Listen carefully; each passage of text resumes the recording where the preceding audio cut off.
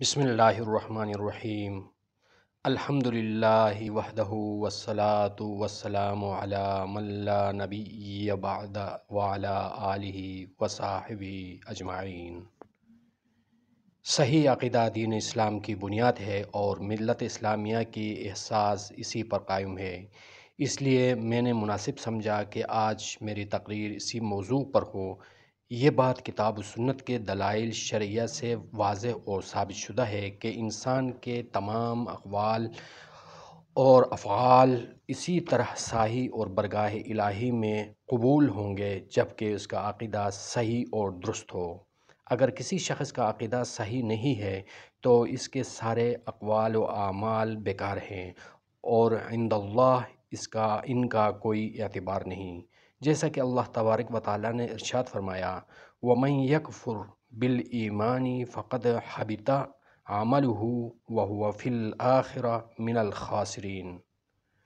اور جو کسی نے ایمان کی روش پر چلنے سے انکار کیا اور اس کا سارا کارنامۂ زندگی ضائع ہو جائے گا اور وہ آخرت میں دیوالیہ ہوگا۔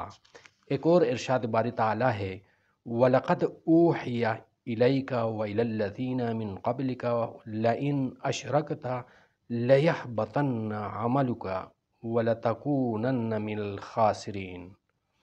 تمہاری طرف اور تم سے پہلے گزرے ہوئے تمام انبیاء کی طرف یہ وحی بھیجی جا چکی ہے کہ تم نے شرک کیا تو تمہارا عمل ضائع ہو جائے گا اور تم خسارے میں رہو گے۔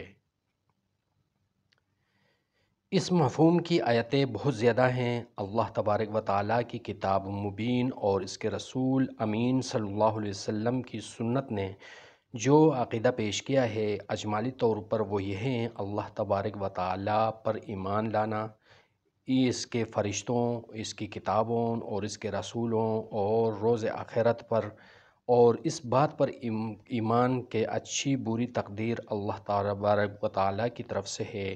یہ 6 چیزیں صحیح عقیدے کی بنیاد ہے جنہیں لے کر اللہ کی کتاب نازل ہوئی ہے اور انہی کے ساتھ اللہ تبارک و تعالیٰ نے اپنے رسول حضرت محمد مصطفیٰ صلی اللہ علیہ وسلم کو مبعوث فرمایا ہے۔